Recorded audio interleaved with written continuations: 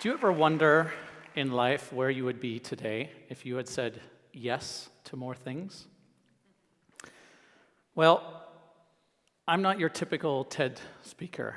I don't have a particularly outstanding academic pedigree. I was homeschooled my entire life, so the only academic document that I received besides my hand-drawn crayon middle school diploma would be the equivalent of the California High School Proficiency Exam, which, if you didn't already know, that basically requires you to draw a circle.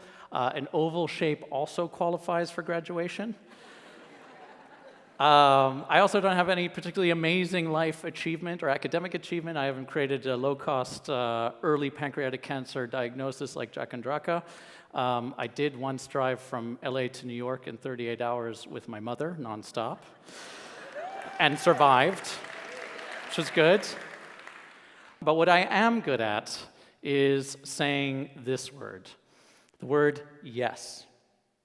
It became the tipping point in my life very early on, and it led me on a most amazing and adventurous journey, such as becoming a filmmaker, sending me to remote parts of the world in 52 countries on 5 continents. It's led me to hanging out of helicopters and jumping out of planes against my common sense.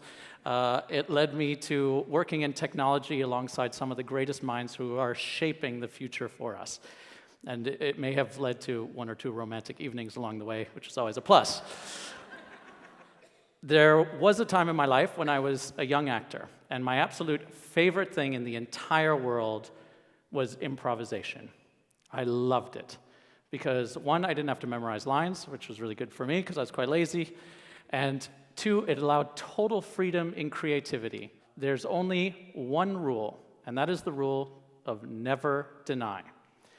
The improvisational philosophy of yes and is to accept and embrace what somebody gives to you and contribute to it if you can. All too often, I think people make fear-based decisions. I think I'm also one of those individuals. Some of mine would be, I'm not good enough. What will people think of me? Do these heels make my calf look fat? Things like that. But when you embrace the philosophy of saying yes and, you're opening yourself up to all sorts of opportunity. The moment you say yes, all of these threads exist, but the moment you say no, they go away. If you say yes, you can follow one of those as far as you want, and you can always say no later down the road, but why not see how far it takes you? Embrace the risk.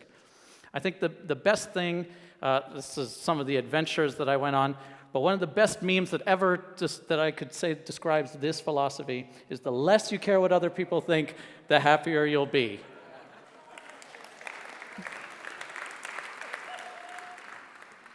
If you embrace the improvisational philosophy of saying yes to something and then trying to contribute to it, you are not caring what other people think.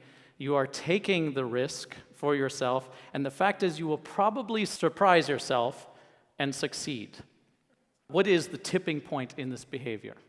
And I believe it's the willingness to take the risk and to do it all along the way, over and over again. When I was young and I liked a girl, I would get so nervous.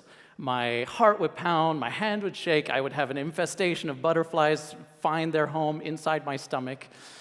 But I knew that if I embraced the chance and I said yes to myself to the situation, that I would have all the potential upside. The only downside would maybe be some mild nausea and fainting, but it was worth it because the only girls that I regretted were the girls that I didn't approach because I had no answer to the question of what if. So I can really only share with you from my experience. The improvisational philosophy of saying yes and more often has filled my life with wonderful adventure and texture. And it's filled it with love more than I could ever imagine. So I hope you take that simple idea and just say yes more often. Thank you.